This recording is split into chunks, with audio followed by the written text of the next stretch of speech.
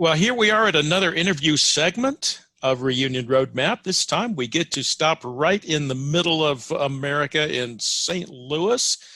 And along with me is my friend and colleague, Marcus Bowman, our finance director with ASF North America. Marcus, would you please do us the honor of introducing our special guest? Al, I would love to do that. So got to meet Josh actually for the first time just earlier this year. It was introduced by a mutual friend and someone who now works with Josh. His name is Jeff Short. Jeff got me to attend a Business of Life seminar that Josh was putting on in St. Louis in July. So flew there and spent 3 days having my mind thoroughly blown with the content and really an enjoyable experience. Learned a little bit about Josh since. I'm sure there's a lot more to know, so I'm looking forward to this interview. Josh is a Torah brother. He's I would say a serial entrepreneur. He's written a couple of books, one of which I'll tell you the title and you'll never forget it. Quit Your Job or Die is one of his books. The other one I believe called Evangelpreneur. So that's just a little bit about Josh, pretty widely read and interviewed, has a business consulting practice, among other things, a private equity fund that he's getting rolling here. So a lot of really cool and exciting things going on, and I'm excited to see how we can partner with Josh in the future to build the kingdom. This is going to be fun. Well, thank you, Marcus. Josh Tolley, welcome to the show. It is an honor to have you with us. Oh, thank you so much. And that was a great intro. Great intro. Pleasure to be here, guys. Yeah, and you didn't even pay Marcus at all. I have not been paid. Yeah, Josh, before we go any further, for those who would like to know how to get in touch with you and hear your podcasts and see what you're doing, how would they do that? They can go to a few different websites. One website is joshtolly.com, JOSHTOLLEY.com. The other one is Purple Monkey Garage. And then, of course, Shift Capital, SHYFT-capital.com. And all of those are intriguing names. And I guess we want to focus in right now on the weirdest one, Purple Monkey Garage. What is that? Purple Monkey Garage is the first place in the world where you can take businesses just like you would a car to a mechanic or a dog to a vet or your house to a repairman and actually get it fixed. So I've been in business for 25 years, and I realized that the world is divided between a lot of really high-priced consultants that don't really do much anyway. And then on the other side, you have what I call the Insta experts who pose in front of a rented Ferrari and, sell some sort of click funnel system, and that's it. And there's no place that most people can take a business just like you would a car and say, my business is broken, fix it. So we created the first one in the world. I have seen similar things like this on, say, the Food Network with going to save a restaurant or a bar. Yes. Yeah, but you do this for any business. Now, how did you get into this kind of thing? Well, I became an entrepreneur. My first bout with entrepreneurship was when I was in middle school. So I've been an entrepreneur really since middle school. But I started my first legal business 3 days after high school, and I haven't looked back. I've owned dozens of businesses myself, and I've helped thousands of people with their businesses, big and small. And we just started noticing trends. Most small businesses, and small being a relative term, but $50 million a year and under, they're all failing for similar reasons. Once you get above that, it gets a little more complex. But most businesses under that threshold are failing for similar reasons. So the ability to fix them is relatively duplicatable, and it's really not that hard. So for a while, we were even offering a guarantee. This was pre-COVID, that we could fix your business within 12 months, or we would buy it up to $5 million. And we've never had to buy any. So we got pretty good at fixing companies. And that led to what Marcus was talking about, a few books, and I've been on television all around the world and stuff like that talking about this issue. So it just kind of became my hot button, because I know that there's no freedom without free enterprise. And free enterprise is talked about in the Bible from Genesis to Revelation. Yet for some odd reason today in the modern faith-based world, it's almost a taboo topic. That's a strange thing, a strange phenomenon that I would like to explore with you a little more. Now, I'm thinking of guys like Dave Ramsey, and we've been through Financial Peace University, and it has helped us a lot with our personal finances. You're looking at beyond the personal to the actual entrepreneurial aspect, but are the principles similar? Beyond the fact that we both have similar friends and we both hate the idea of being in debt, not really. There's quite a stark difference, actually.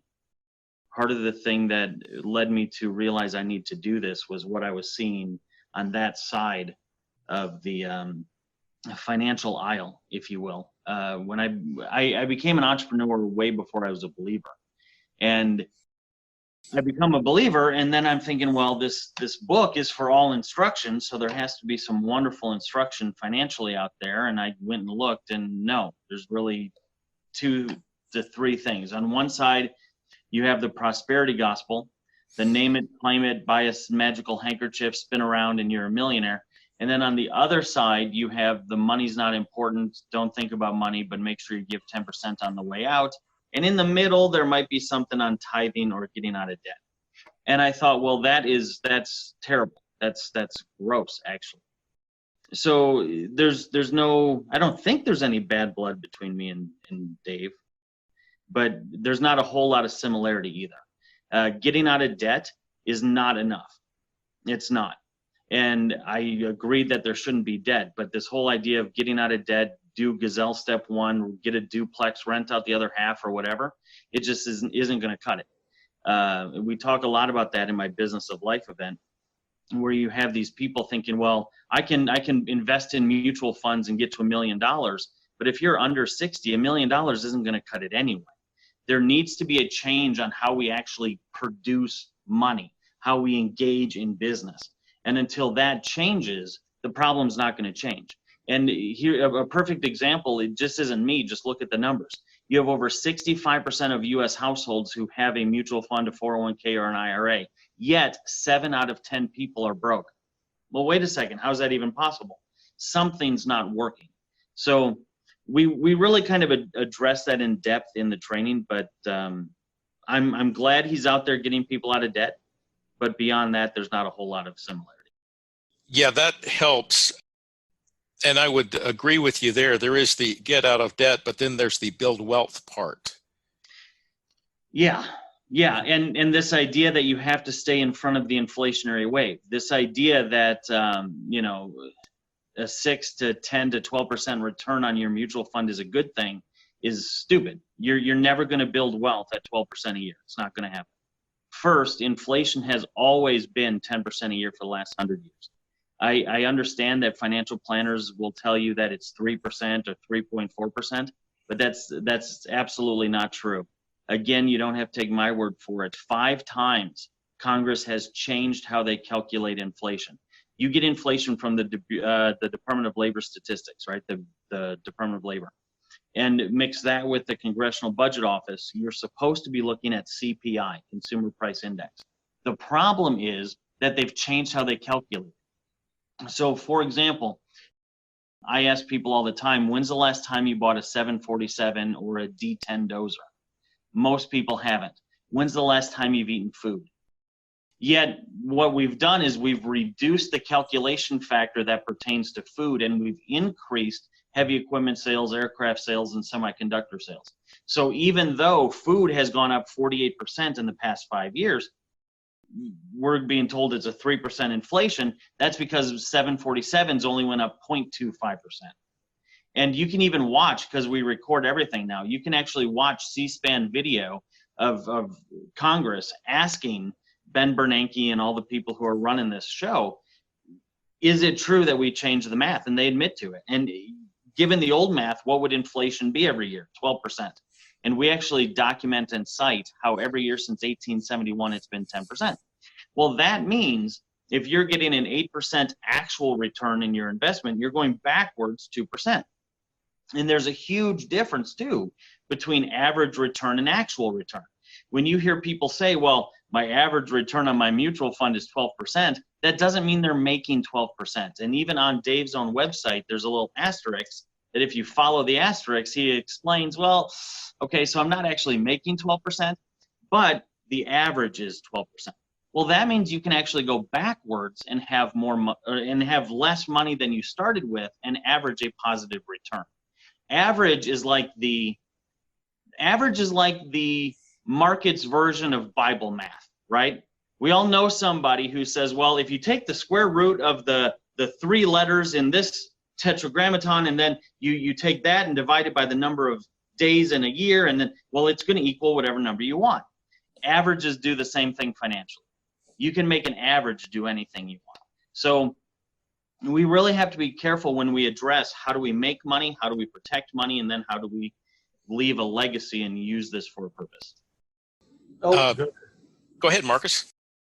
So Josh, kind of building out on this, and for anybody who hasn't been to Josh's Business of Life seminar, I would encourage it because it lays a foundation for a lot of even what he's talking about here. Having been through that myself, and having appreciated some of that foundation, I hear you describing us in a situation that hasn't been forever. In fact, it wasn't always this way in our country even, right? So can you help us understand our history a little bit? How did we get here? Can you kind of point out some of the way that our thinking has been changed? Yeah. Situation? No, that's a great point, because we haven't always been here. And I liken it to, if you and I go find a wolf out in the wild and we raise that wolf, it doesn't matter how tender we are, that wolf is going to bite you in the face. But if you raise the puppy of that wolf's going to be kind of domesticated. And by the time you get to the 3rd generation, that puppy wouldn't be able to survive on its own out in the woods. Well, we've kind of done that same thing. This idea of employment is relatively new. Even in American terms, it's relatively new. If we go way back, biblically speaking, there's only 4 types of people: masters, laborers, servants, and slaves. That's it. Well, a master is the rich guy on the top of the hill. We know who he is. A slave is captive, doesn't have an option. But that leaves us with 2. And I really, truly believe we need to understand the definition of words, especially if we're going to be believers, in order to really project and then live out what those words mean. So, for example, Matthew tells us that we cannot be servants to God and money, that we cannot be. Not that it's a sin. It says you can't. You're going to love one, hate the other, hate one, or love the other. Well, if it's telling us we can't, that means we have a choice. It wasn't a slave. He never says, thou shalt not be a slave. No, because a slave doesn't have a choice. But he says, don't be a servant to money. So we need to understand what a servant to money is. In biblical times, a servant to money would work a 10 to 12-hour day. A servant to money would have to start that shift when the master said so. A servant to money couldn't go home until the master said so. Well, a great question is, what time do you have to be to work and what time do you get to go home? A servant, if they saved up enough money, could buy their freedom. Today, we call that retirement.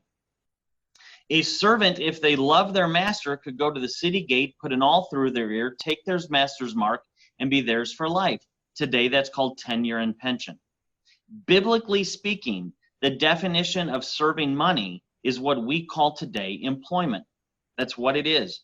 And yet we've been perverted into thinking that serving money is somehow the rich guy who's always rich and he's trying to think about being rich. And no. That's not how it works. It's what you are actually doing. And what you're doing when you're an employee is you're serving money. And if you don't believe me, just ask yourself, if they stop paying you, would you stop showing up? Now, contrast that with a laborer. Jesus, Yeshua, uses laborers as an example when he talks about the 2 guys who are out in the field, and then the other 2 guys show up, and the second 2 guys get the same reward as the first 2 guys. And I get that that's a parable for those who come to salvation late in life, get the same heavenly reward in heaven as those who come early. Got it. But why did Jesus use entrepreneurship, aka being a laborer, as the example? Because the laborer gets to say how much, they get to say when, they get to say when they start, they get to say when they're done. And once the contracted project is over with, you're free. you can do whatever you want to do, which means if you increase your skill set, not only can your wealth go up, but your diversification of opportunity goes up too, which means if today I'm working in a field for 20 pieces of silver, next month or next week, I can take my children on vacation to the Sea of Galilee, still make money because I increased my skill set in order to fix fishing nets. So we have to look at that and say, wow, the Bible actually tells us from Genesis to Revelation, 1, don't be a servant to money. 2, serving money is the current definition of employment, but worse yet, we're not only doing it ourselves, but we're teaching our children to do it. Well, what does the Bible say about woe to those who teach the little ones the wrong way to go? Better a millstone be tied around your neck. Now, somebody might say, well, am I saying that if you're an employee, you're sinning? I'm just saying you have to check with God. Because if you really think about it, is that what God really wants for his people? And we can dig into this more. You know, does God want me to have this job and all that sort of stuff? But the reality is, as a whole, as a faith-based world, we have walked away from what God has told us to do and instead went for this false sense of security called employment, savings, and retirement. It's interesting you say that, Josh, because as my historical mind is thinking, this dialogue was carried out throughout the 19th century as industrialization happens, and there was this term, a politically charged term called wage slavery. Yes. And you have just nailed it. When you look at it compared to the Bible, that is exactly what William Jennings Bryan was talking about in the 1880s and 90s. Well, absolutely. And it gets even worse as we go through that industrialized period. We get to 1903, we get the mechanical assembly line. We get to 1913, we get the income tax. You get to the Great Depression, you have the Great New Deal. And the New Deal actually is when we switch. We go from an entrepreneurship-based economy to an employee-based economy. Now, the problem with that is once an economy is based on employment as opposed to entrepreneurship, it can no longer keep up with inflation. It's mathematically impossible because that main base of income earners is no longer capable of getting 10 to 20% cost of living increases. So I get this is a little heady and I might need a chart or something, but if you think about it, if inflation, even if you think inflation is 7%, and if you have any gray in your head at all, you know it's at least 7. Not only are you only getting minimal on what you're saving, but inflation continues to eat away on what you're earning, which means if you're making $10,000 this year, it's the equivalent to 9 to 8 to 7 next year. And that continues every year. Well, once you get to 3 generations, that's 90 to 100 years, the entire productive output of that entire class of people has been 100% consumed by inflation, debt, and taxes. And that's exactly what we've witnessed. And once that happens, you also need a centralized bank to equal out inflation. And if you don't believe me, again, go right on the Federal Reserve's website. What is their charter purpose? To balance inflation to money. Well, why? Because employees can never keep up with it. So they have to do things like quantitative easing and even retraction of currency in order to kind of keep that balance whole. And in the baby boomer generation, midway through the 80s, somebody in DC bought a calculator and realized there's a problem here because they realized that most people have the majority of their wealth in their home and they're not going to be able to keep up with inflation. People tell me all the time, oh, real estate's great. I bought a house and 20 years later it's doubled in price. Then you actually lost money. You just didn't realize it yet. Not only that, when they realized they couldn't keep up with inflation, the Reagan administration had to come up with a way to help baby boomers extract some wealth without creating market panic. And they invented the reverse mortgage. Now, every other commercial is a reverse mortgage commercial. I mean, even Tom Selleck is selling this stuff because they're trying to get that back out of the asset without the asset itself crashing. If people knew that that's why you needed to extract it, the asset would crash. So it's kind of like this delicate balance. And once we get into the early 1930s, 1940s, we start really seeing this switch where we even change how we teach our children. I have a textbook in my TV studio right across over here where It's a 1929 textbook, 7th grade. It fits in my hand, and the first chapter is starting your business. We used to teach kids, unless you're the idiot, you're going to leave here and start a business. Only the fools go and become employees. Now it's exactly the opposite. Now we teach kids, go to school, get good grades, go to college, get good grades, get a job, save for retirement. Forget the fact that employment is the #1 place for divorce, #1 place for an affair, #1 place for heart disease, #1 place for diabetes. I'm not kidding. #1 place for cancer, #1 place for teen pregnancy in a home, teen drug use in a home, teen runaway in a home. Forget all of that stuff and do it anyway, and that's the key to success. God is saying, no, it is not. I told you not to do these things. Yet, unfortunately, all we do is slap a cross on it and say that it's good and that it works. So to continue with a historical inquiry and then get to the big question I'd like to ask you, Josh, I'm thinking again of the industrial age as we are going to an industrial economy in the 19th century.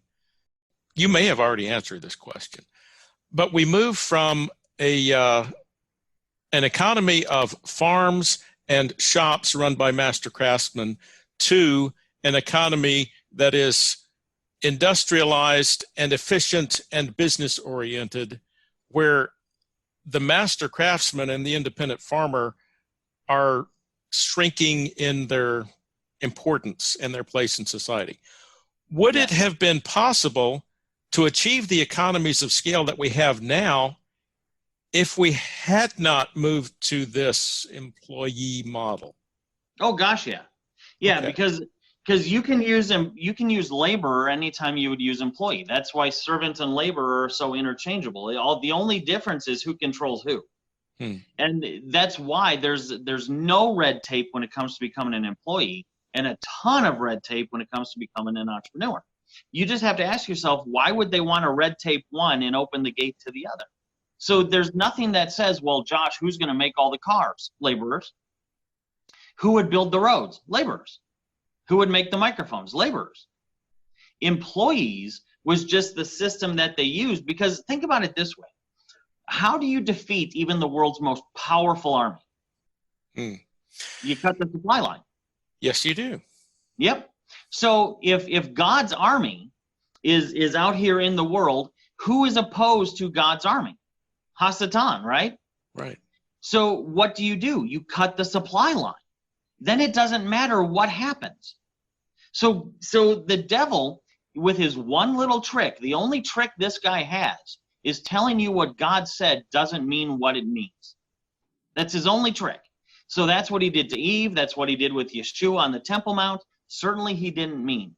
Well, he's done that with what is a servant to money. He's convinced us that somebody who leaves their children, goes someplace for 50 hours a week for a paycheck is not serving money. That's humble. He's convinced us that somebody who says my family's important, my church is important, my people are important, but I'm going to move away for $3 more an hour, that's humble. No, that's greed. A lot of us have been greedy in our poverty. We've loved money in our poverty. But the devil's convinced us the opposite. Meanwhile, I know billionaires who work 10 hours a week, give away 90% of their income, and we think that guy's greedy. We've allowed the devil to redefine the definition. Well, it's kind of like politics. If you redefine a word, everything after that word is now going to be based on a lie. Well, that's what's happened. That's exactly what has happened.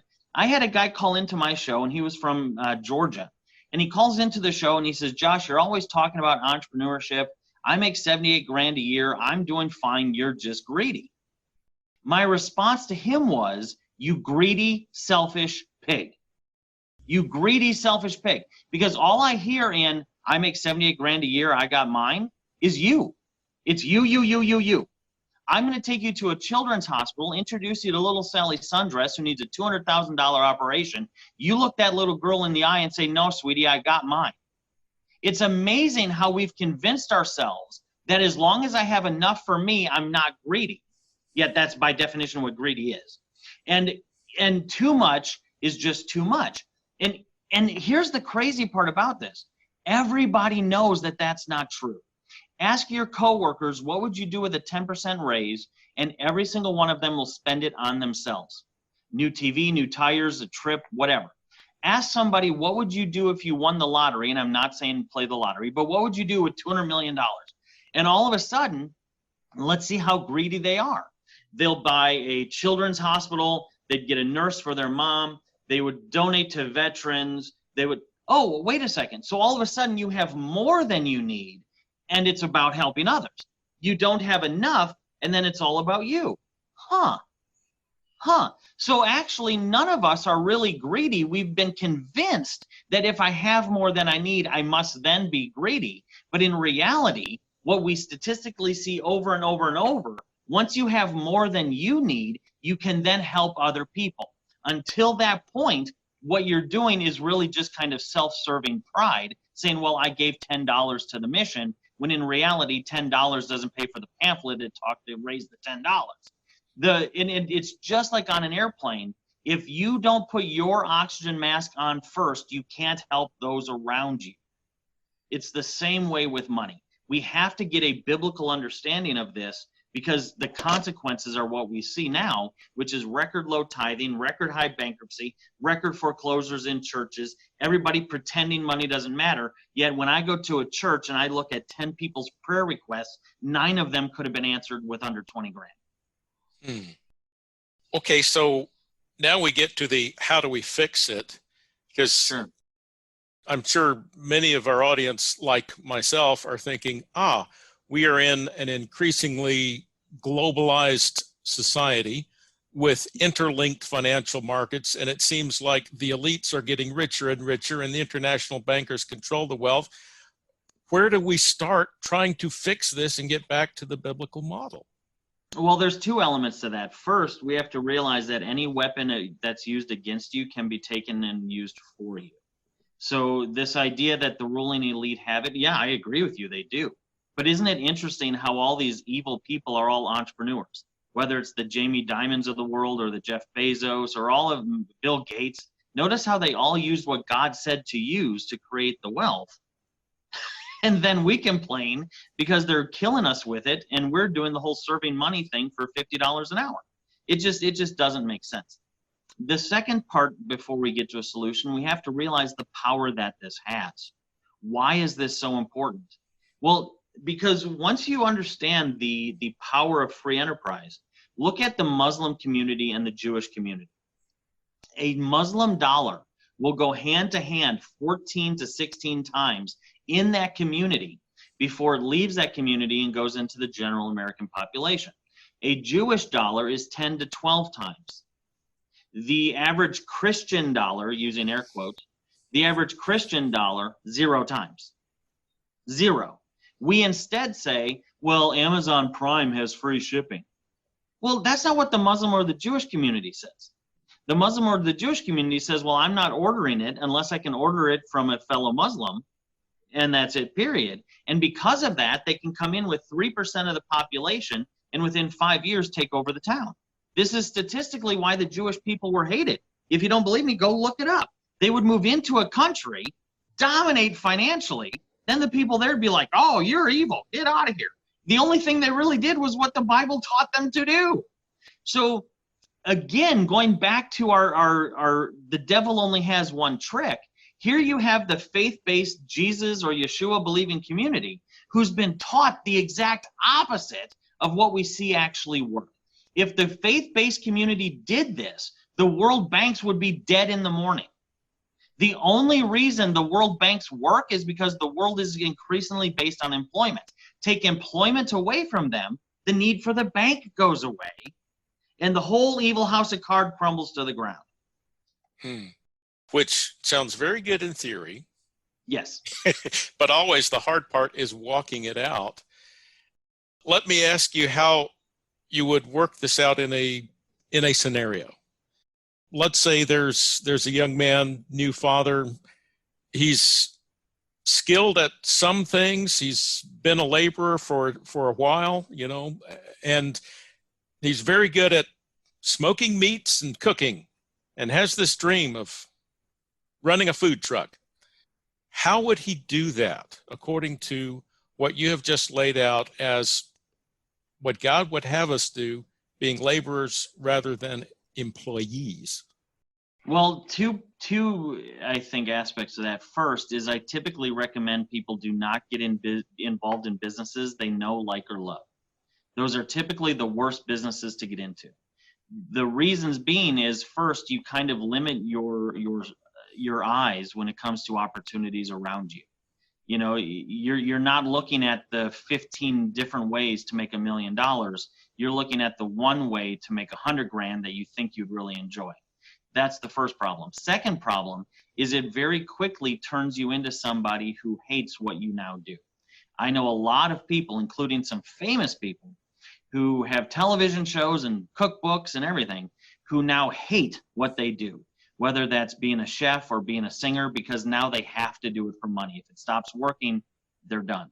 So I teach people to instead work this thing backwards. Remember when you were a kid, what was the easiest way to do a maze? Starting at the start and going to the finish, or starting at the finish and going to the start?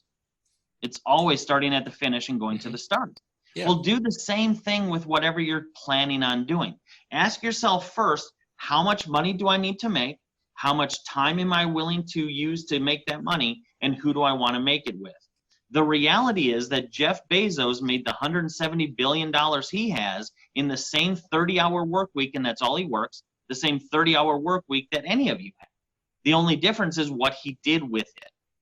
So if you're saying, Josh, in order to accomplish the goal that I think God has put in my life, that goal is never how to make money. God doesn't care about the money. And this is a really big, like, aha moment. What does he want you to do? Money's just a tool.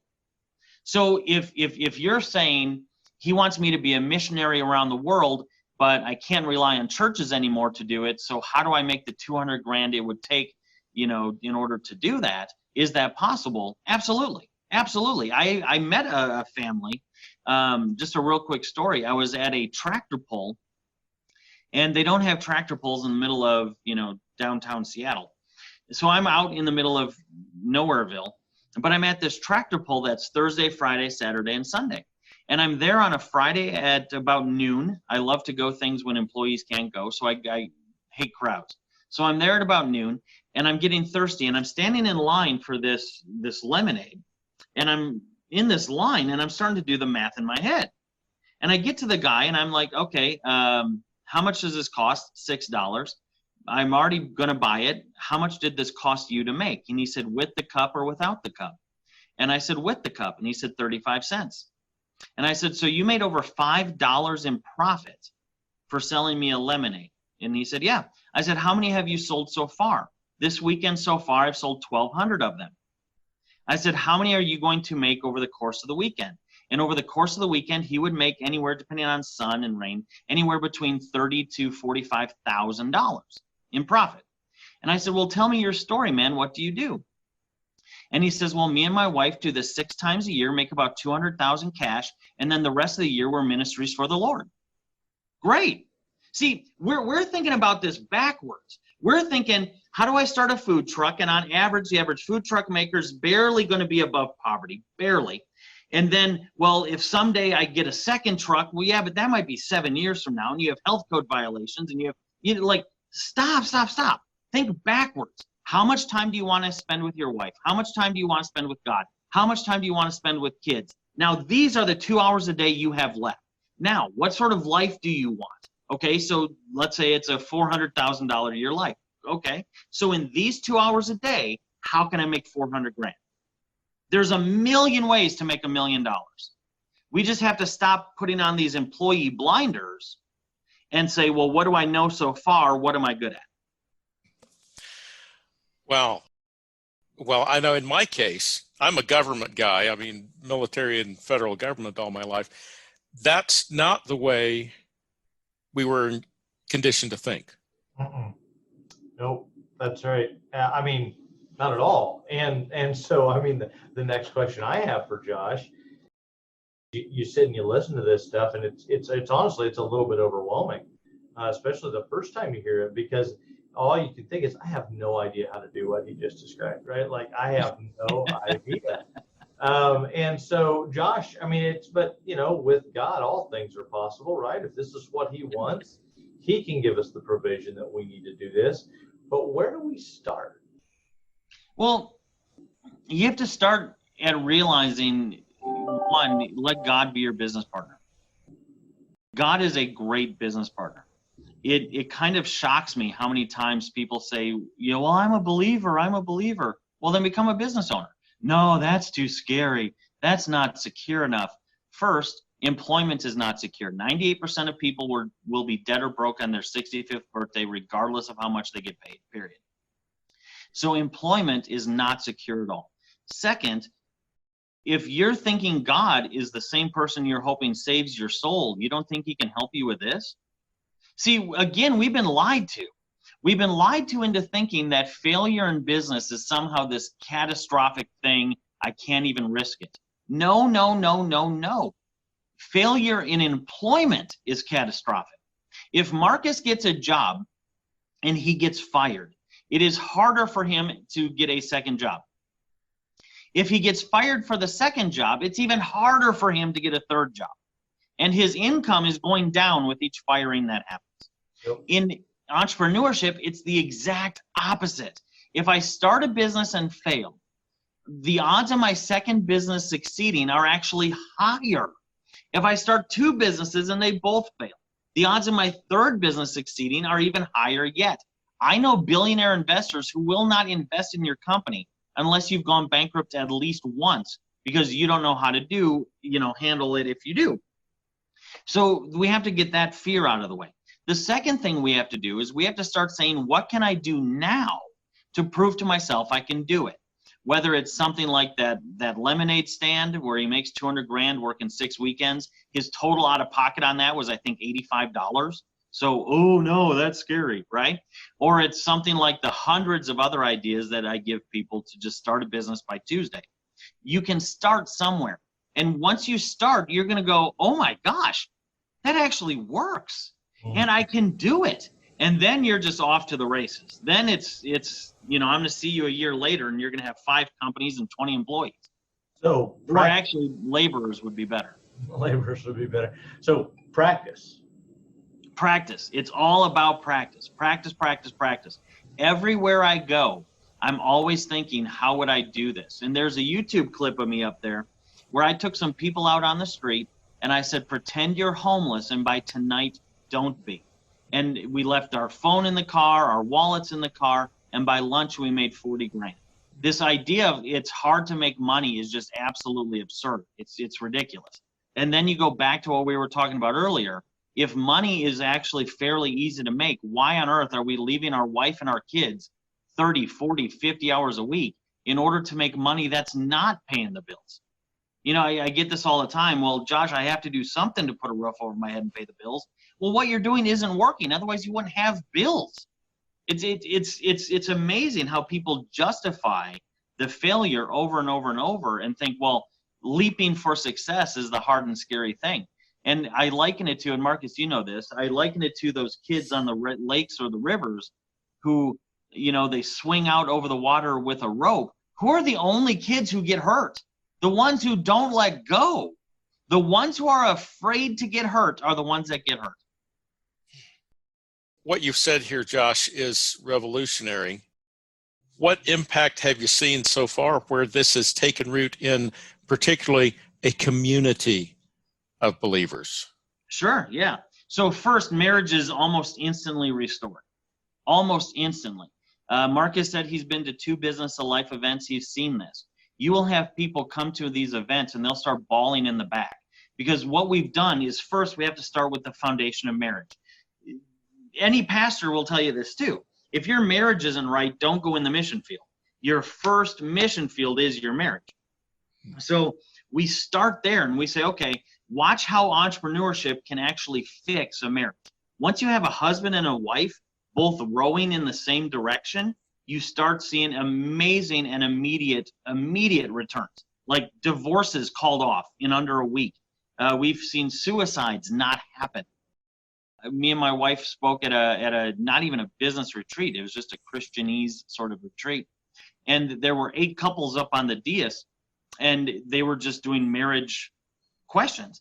And I didn't know the other 7 couples at all. And I stopped the event midway through and I said, excuse me, what do you do? And every single one of them were entrepreneurs. I then looked at the organizers who were in the audience and I said, did you plan that? And they said, no, we just took the 8 most successful couples that we knew and put you all up on stage. Well, there's not a coincidence that all 8 were entrepreneurs. Your divorce rate, if you're in a business together, is less than 1%. It's insane. So that's the first thing we see. The second thing we see is people start adopting your actual walked out beliefs easier. So when you introduce me as a Torah keeper. I am. And one of the things that I do with my clients is I don't push my faith on anybody. That's between them and God, right? But people will notice. So I had a client who was in retail, and he's like, so what are the strings on your pants, and why didn't you eat the bacon cheeseburger and that sort of stuff? And I share. And he starts getting convicted because he's heard it all before. He was even a pastor in a younger life. He's heard it all, but nobody walked it out. So there was this, wow, this guy's actually living it. So he gets this conviction of saying, you know what, I think I'm going to keep this Sabbath thing. And I said, great, that's between you and God. And he tries it, and he shuts his retail store down on Saturdays. He calls me up panicking. He's like, man, I'm losing money, and can't I just give God Monday, Tuesday, and Wednesday will shut down and just let me keep Saturday? And I said, you know, that's not what it says, but, you know, I'm not going to tell you what God's doing, but I personally kind of think he's saying, if it cost you everything, would you still follow me? So he made the decision and said, that's it. Even if we go out of business, we're keeping Shabbat. He calls me a month later and said, we just had our record month in 40 years. Calls me the month after that, we've just had our record month in 40 years and a month. So there's this element of when people see you walking it out, it brings them to you, which leads me to the third thing on how to put this into a community. We have to stop thinking community in Christianity is what's in the walls of a church. We are terrible at trying to create marketplace ministries and, you know, inner church sort of directories. That doesn't happen in the Jewish world or the Muslim world, or even, I mean, not even religious, Indian community. If you come to St. Louis and you want to experience the Indian community, you don't go to a Hindu temple. You go to festivals and restaurants and stores and parties and dances. Same thing is true when you go to the Jewish community or the Muslim community. For some crazy reason, Christians and Hebrews, we think, okay, whatever we build, it has to be within this group of people in these 4 walls, and that kills it. That's the opposite of community. So we have to get to this point where we start buying and trading and doing business with each other, not because they go to the same church, but because they have the same culture. And the culture is bigger than the shared faith. You have Jewish people who are not religiously Jewish at all, but they still buy from Jews, eat from Jews. You know, there's this, I'm culturally Jewish, not religiously Jewish. Well, we have to have a culture and a faith, not just a faith. So, Al, this is, you know, as we talk about the Bina, you know, and what we're trying to do with the commerce, you know, and bringing together people on the basis of commerce, not on the basis of shared doctrine. This is what we're talking about. This, I mean, it's just, and a little, and the inspiration for that, honestly, and for some of those thoughts for me was I picked up Josh's book and read it, Evangelpreneur, and it was like an epiphany. It was like, wait a minute, transactional relationships are stronger than church ones. How many of us have great friends who are professionals who've served us all their lives, right? Or, you know, your doc, you know, it's the family doctor example, right? You go to the same family doctor and the person, you know, is your doctor for 50 years. You're great friends. You might not share faith. You might not. But your relationship is transactional. You're always interacting on the basis of helping each other, right? He's helping you with the medicine. You're giving him the money to do it. And so, I don't know, to me, it was just like, wait a minute, maybe we're trying to put the spiritual before the natural. Maybe this is part of what he's talking about when he says, what comes first is natural, then that which is spiritual. Can I add to that, Marcus? Please. Well, it's absolutely true. Not only in current times, I'll give you an example, but also in biblical times too. Jesus, Yeshua, he fed them, then he preached to them. He healed them, then he preached to them. He said, what good is it to send a brother out in the cold without a coat saying, God bless you? Give him the coat. There has to be a physical first, then a doctrinal. And the current example of that is, look at the Jewish community. You have Orthodox Jews and Reformed Jews, totally opposite people. Reformed Jews are like Hillary Clinton on steroids, LGBTQIAXPA2+P, save the world, blah, blah, blah, blah, blah. Then you have Orthodox Jews that think if you sneeze wrong, you're going to hell or something. Well, they don't believe in hell, but you get the point. So you have these two polar opposites, but they both eat at the deli. They're both using the same lawyer. They're both, you see what I'm saying? Because the exchange part, the culture part has to come first. Otherwise, you're always going to be a Christian body or a Hebrew body chasing its tail, which is why we see split after split after split after split, because we try to come together first on doctrine and then somehow build a community. It'll never work. Well, and if I can, how does Yeshua say that people know if we're his disciples? It's if we love one another, right? Is love a warm, fuzzy feeling? Is that what he's talking about? It's not what he's talking about. It's an action, right? It's service. And when we interact commercially, we are serving each other. We are loving each other. That's what he's talking about. It's not a ephemeral feeling. It's action. And it's something we can do. Well, that's why America's never gone to war with any country that has a McDonald's. What a point.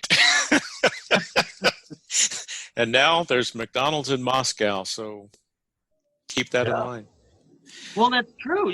As funny as that sounds, that's absolutely true. If you look at what has kind of held back the Russian bear, it was those few little Russian entrepreneurs who got that little piece of free enterprise into Russia.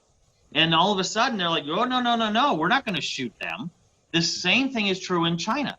China now spends more fighting domestic splits than we do the war on terror. They just don't report it.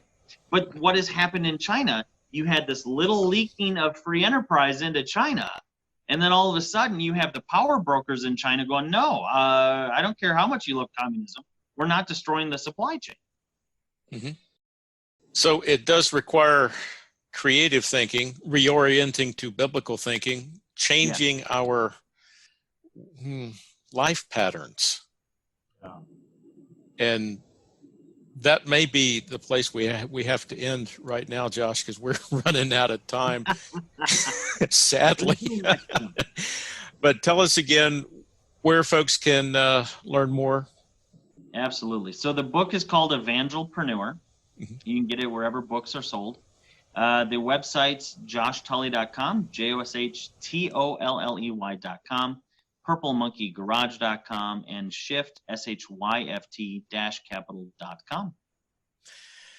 Josh Tolley, thank you so much for sharing your thoughts, sharing your heart. We appreciate your being with us on Reunion Roadmap. Yes. Thank you. Shalom, shalom. God bless.